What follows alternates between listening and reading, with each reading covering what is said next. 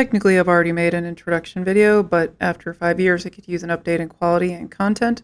There's also been a handful of major changes and events as of 2026. A couple other videos will be updated as well, but let's not get ahead of ourselves.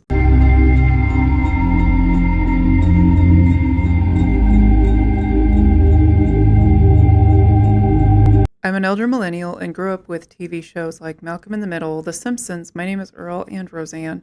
I was aware my socioeconomic status was lower than those around me, but it wasn't until college that I realized how vast that difference actually was. Like many kids that grew up in poverty, my siblings and I didn't have cable, and the only way I could watch something from Cartoon Network or Nickelodeon was if I visited a friend's house that did have cable, or if I checked out a VHS tape or DVD from the library. Streaming services did not exist, and even if it had at that time, there was only dial-up. Dial-up in rural areas was not great. Electronics were still pricey at that time. There was no flat screen in our house until after I graduated college. Here at the Sharp Reliability Test Center for Televisions, we turn the temperature down to -4 degrees, and then we turn it up to 104 degrees. This one is about to go for a little ride to find out how tough he really is. And finally, the aging test to make sure they last and last. At Sharp, sure, we played rough with our TVs, but that's only so they play nice for you. From sharp minds come sharp products. In the average TV set, over 1,000 different things can go wrong. And as your set grows older, you've probably danced around every one of them. Think Sharp is the best engineered color TV in the world. The Sigma 500 chassis. It makes Sharp the one to watch. Look at these low prices on famous brand name electronics. Don't be a sap, Dad. These are just crappy knockoffs. I know a genuine Panaphonics when I see it. And look, there's Magnetbox and Sony. The solid brick of a TV we had didn't have a remote. Instead, it had dials with loud clicks to change channels. A TV with a remote would not be in our house until I reached high school.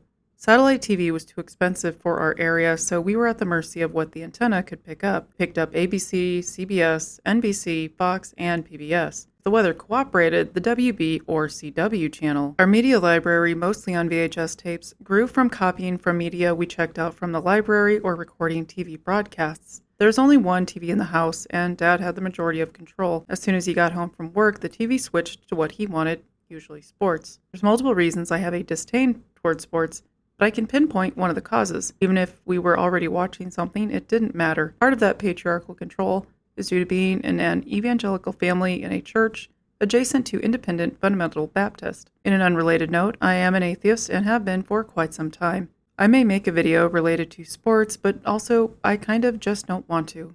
Over 10,000 videos, 3 evening rentals, so no rush, no hassle. Fast checkout, 24-hour quick drop return, open late every night. Well, the perfect video store.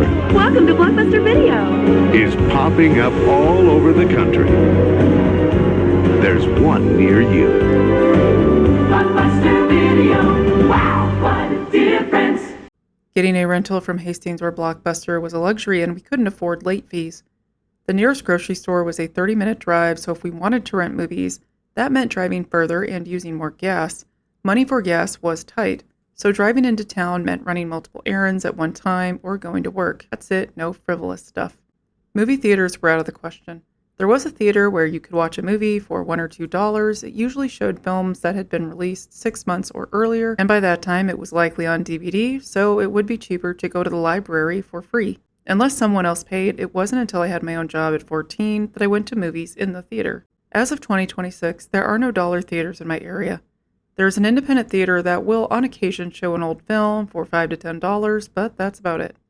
The library was sufficient for our needs, and their late fees were free $99. Side note, support your local library as they provide multiple resources for communities outside of lending books and media. Having fun isn't hard when you've got a library card. Having fun isn't hard when you've got a library card.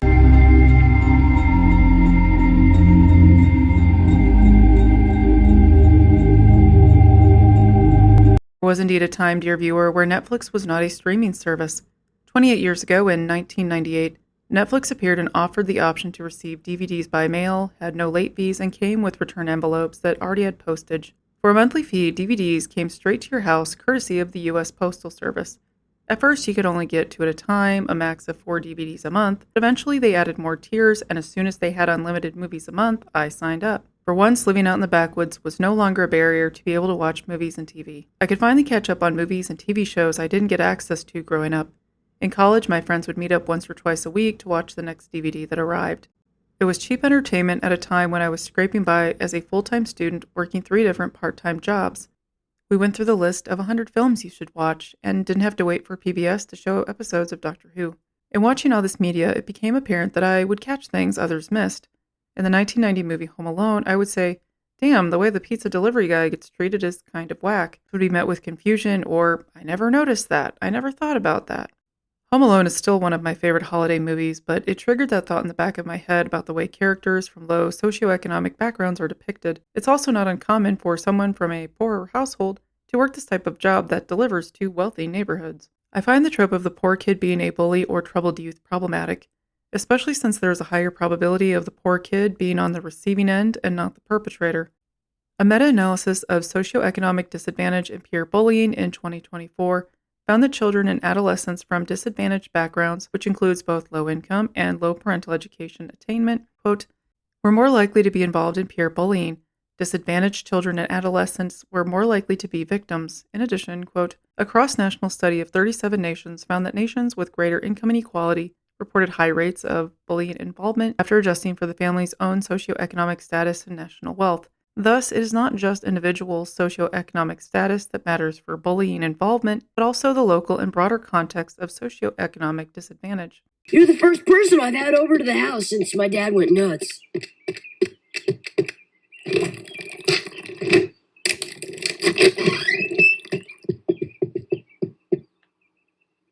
In The Simpsons, Nelson Muntz is one of the school bullies that lives in what is technically a house that is falling apart with a single mom that is rarely there, usually working.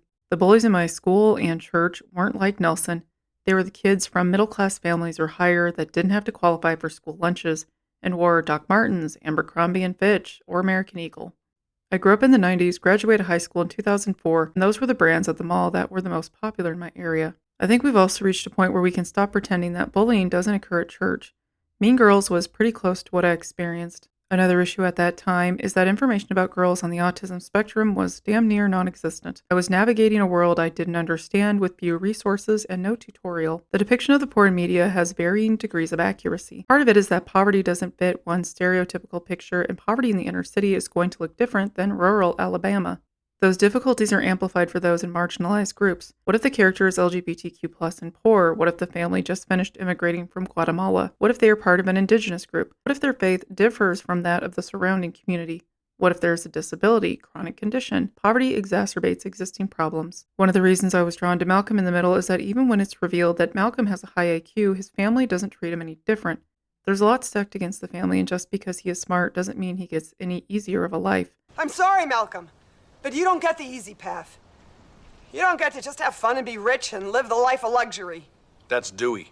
Really? I still get emotional in the season finale when Lois expresses their plan he would become president. That extreme pressure to succeed from family exists whether it is said out loud or not. You know what it's like to be poor, and you know what it's like to work hard. Now you're going to learn what it's like to sweep floors and bust your ass and accomplish twice as much as all the kids around you. And it won't mean anything because they will still look down on you.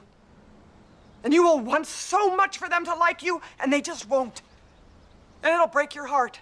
And that'll make your heart bigger and open your eyes, and finally you will realize that there's more to life than proving you're the smartest person in the world. In the recent reboot of Malcolm in the Middle, Malcolm doesn't become president, but the path he took is not uncommon. He works for a nonprofit and distances himself from his family.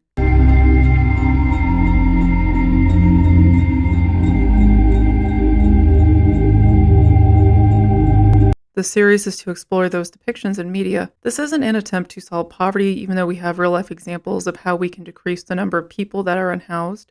Not to mention that we previously eliminated childhood hunger in the U.S. in the 1970s. There's evidence that universal health care and universal basic income would vastly improve the quality of life for numerous people. A show might gloss over actual issues or miss important details, but sometimes a show gets it right.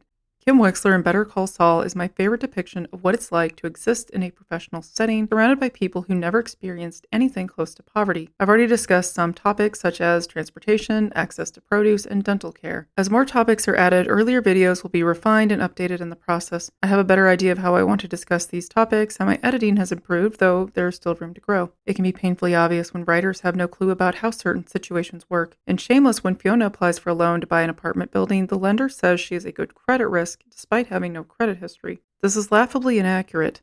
It's used as a plot point, sure, but in reality she would have to fight to get a secured, prepaid credit card with a $200 limit. I'm speaking from experience on this for multiple people.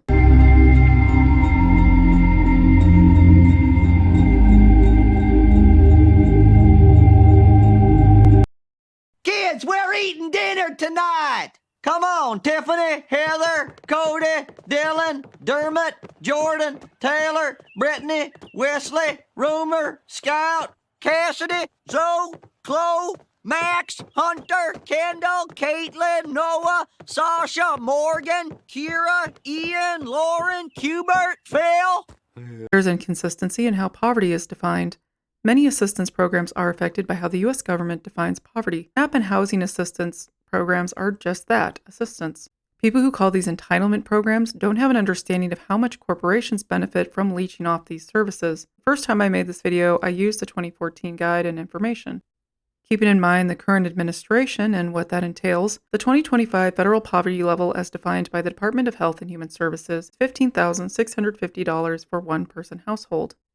In 2014, it was $11,670 for a one-person household, an increase of $3,980 over 11 years. I'm not going to go into the additional factors that are considered when determining income levels, such as child support, payroll taxes, supplementary poverty measures, assets. If you want this information, I can add it in a future video, but suffice to say, it is made to be confusing and complex on purpose. It is a tactic to discourage people from applying for assistance, also making it easier to deny applications. People that live in poor chaos have to spend time and resources tracking down documents, filling out paperwork, showing up to government offices, or making phone calls. I'm sorry, is there anything else that you could actually do for us here, please? Honestly, without a job, I can't do squat. Okay, I can't get a job if I can't afford daycare. Well, we have access to subsidized daycare grants once you have a job. I need a job to prove that I need daycare in order to get a job? What kind of fuckery is that? Depending on the state, if a household is below the poverty level, it can also affect their eligibility in applying for other assistance programs. Having a government job doesn't always guarantee being above poverty either, especially if it is at the state or county level. In my government job with the state in 2016, one of my coworkers had been there since 2002. Her pay had not increased from $14 an hour. He handled sensitive information like patient data and payment data. The previous governor did not allow or approve any raises for government employees the entire time he was in office, along with the governor before him. The new governor that came in implemented the first pay raise for state employees in 22 years. Employees that had been there over 10 years got a 5% raise, while those who had worked at least 2 years got a 2% raise, and those who worked less than 2 years did not get a raise. My coworker got a 5% raise, which means she was now up to $14.70 an hour. Showing 18 state executives saw their six-figure salaries rise in excess of 10, 20, even 40% last year. The biggest jump more than doubling the salary allotted for the Department of Commerce's CEO when Governor Stitt hired John Budd to fill that role last year, going from $141,000 to $300,000 a year, a nearly 113% salary increase. Before taxes, $14.70 an hour is a yearly gross income of $30,576 and take-home pay of roughly $21,400. Many government employees would be considered working poor, and some qualify for assistance programs like SNAP. For more specific information on government employees, I'll post that video here. And when it comes to the more than 31,000 rank-and-file state employees Blankenship represents, a different state report last week found they're being paid on average 48% below competitive market salaries. We've got state employees that could drive across any state line right now and make more money. We need to start taking care of the state employees right here in Oklahoma. The state legislature has not given those employees a raise since 2019. Before the pandemic. In 2014, I worked as a temp in different government offices, making $8 an hour with no benefits and no paid time off. In 2016, I was hired on as an admin with the state, making $12 an hour. My yearly gross pay was about $24,960, which is what they look at when determining poverty level, but my take-home pay was $17,500 after taxes. That amount after taxes was about $5,830 above the poverty line for a household of one at that time. Roughly $485 a month above the poverty line. I couldn't qualify for any assistance, but I wasn't making enough to cover basic expenses. Atoms! 1, 2, 3, 4, 6 of them! Take him away! You can't treat the working man this way.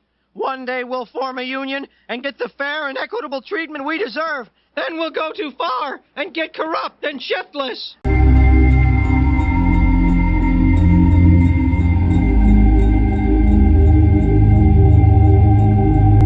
When it comes to escaping poverty, the odds are not in your favor. In Roseanne, even though Becky is a smart student, she is unable to go to college. Her family can't afford it, and while yes, there are scholarships and student loans, that's a whole other issue. In fact, there's so much to discuss on that, there's more than one video. Lisa Simpson is smart, but attends an underfunded school that doesn't have a lot of resources to help her break out of her situation. Admittedly, the Simpsons would be considered more middle class, not poverty, but in this series it's often pointed out that the family will not have money for her to attend school. In the early seasons, there were emergencies that could put the family into poverty permanently, like when the foundation needed to be fixed or the multiple times that Homer lost his job. In another episode, there's a private school that would be a great benefit to Lisa, but it's too expensive for the family, and there's only one scholarship available that was already awarded. In Shameless, Lip uses his intelligence to gain income by doing homework and taking tests for other students. I discuss his situation further in the pressure to succeed. He does get a rare opportunity for college, but there's multiple reasons it doesn't work out. It's unlikely these three characters will escape poverty in the long run. Well, maybe Lisa. Fast forward to the Connors. Becky is a single mom struggling with alcoholism, working at the same factory her mom did. Lip loses his opportunity for college and also struggles with alcoholism. What's classy if you're rich, but trashy if you're poor? Being an alcoholic.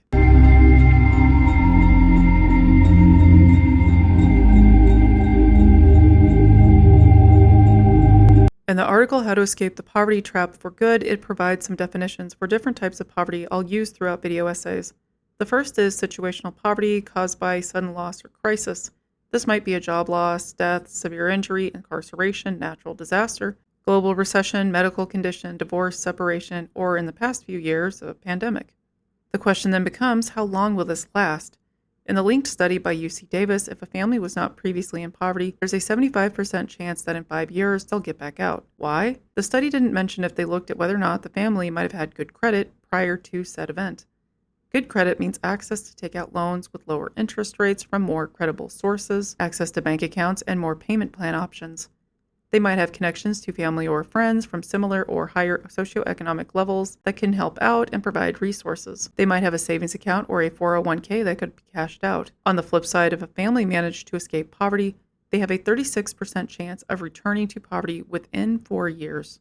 46 to 50% if the household is headed by African Americans or a single female. The longer a household is in poverty, the higher the odds that they will remain that way. Many hidden factors play into this. Lack of credit history makes it difficult to borrow money, leading to an increased likelihood of using a predatory payday loan. Not everyone has a bank account, which means using a check cashing service that takes a percentage or a flat fee. Grocery stores tend to be a lower cost and go with a flat fee, while some check cash places may take 5% or more of the check. Plus, availability is not 24/7, which means taking time to go during business hours to get this done. After cashing out that check, you also have a large amount of cash on your person that you have to hope will not get lost or stolen. Being poor is quite expensive. Those in lower socioeconomic levels have a higher chance of default. It's no longer just the payment, now it's an additional late fee and ding to your credit score. Late payments can stay on your credit score for up to 7 years. That means in 7 years, you have to avoid another late payment because one mistake can derail years of progress. When life is already in chaos, it's just one more item to add to the list of daily anxieties. In Roseanne, Dan is a small business owner and takes a risk to start a motorcycle shop. It's an opportunity to possibly have more stable income. Not rich, stable. When it fails, it kills that hope, and it's one of the contributing factors as to why Becky cannot go to college. This feeds into the next term, generational poverty, which can result from situational poverty. Generational poverty is defined as at least 2 generations of a family born into poverty. The family might have had a setback that caused them to fall into poverty, but if they can't recover, that window of escape will continue to narrow and fade with each subsequent generation. It creates a culture that makes the divide between rich and poor distinct. Unwritten rules, differences in clothing, phrases, and mannerisms can signal poverty. Before I mention Hillbilly Elegy, I want to clarify I do not in any way support Vance, and I find him to be two-faced and slimy. I'm a blue dot in a red state, and I do not believe that pulling yourself by your bootstraps is a solution to poverty. It is a fact that Appalachia and the rural U.S. do have problems with substance abuse, partly brought on from companies like Purdue pushing certain medications, and partly due to mining companies exploiting these areas. Vance may not have come from a wealthy family, and while that comes with certain roadblocks, he is also a white man, and that affords him more opportunities than a black woman would have. The 2020 film Hillbilly Elegy received a lot of valid criticism. What I want to point out from the film is that the scenes where Vance interacts with the lawyers, that awkwardness mirrored some of my own experiences. Not knowing which cutlery to use or what topics to discuss is a real fear for some of us who are at the cusp of that tiny glimmer of possible escape. One misstep and that opportunity is gone forever. Another opportunity may never show up.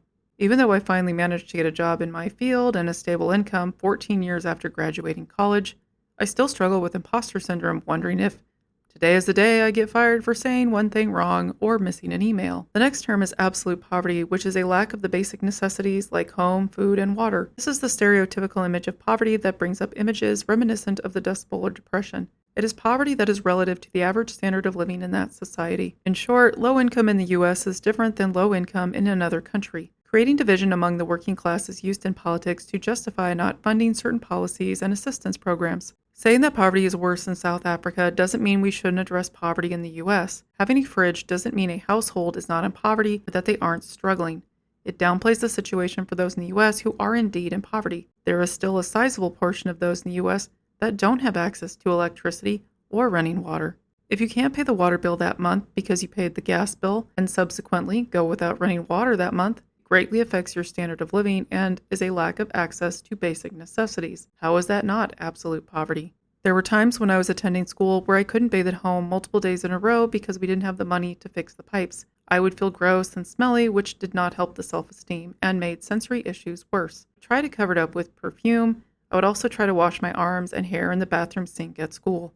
We couldn't wash our clothes sufficiently, and that grimy feeling was inescapable. Summers here are very hot and humid, and that makes the smell worse too. That stress and trauma negatively affects school performance, the way people treat you, how you treat yourself.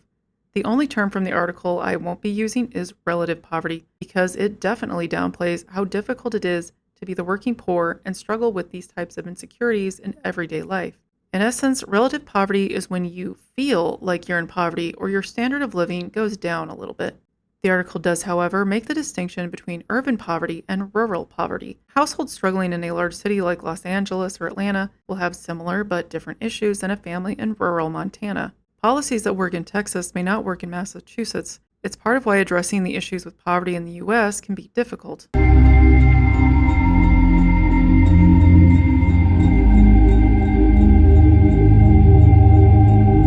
The current regime has exacerbated existing issues in this capitalistic hellscape. There are confirmed solutions for these issues, yet this current administration especially has worked to not just ignore them, but actively implement harmful strategies that increase wealth for the rich and keep the rest of us desperate. I'd argue that the way the poor and marginalized are depicted is even more important now. The wealthy aren't benevolent gods working for the greater good. And yes, I'm referring to shows like Downton Abbey. In reality, these billionaires are greedy, self-absorbed tyrants that panic at the prospect of losing a single penny. If universal health care means higher taxes and forcing the wealthy to pay their fair share, fantastic. The wealthy is not likely to disappear within my lifetime, but if billionaires and corporations continue to leech off government money and not pay back PPP loans, the least they can do is pay their fair share of taxes. Until next time. Okay, look. We both said a lot of things that you're going to regret. But I think we can put our differences behind us. For science, you monster. Well, gang, I hope you had a good time, and I hope you learned some new words, too. Come on back and see me again for some more fun learning. And remember, treat other people the way you want to be treated, okay? I've got to go now. So long!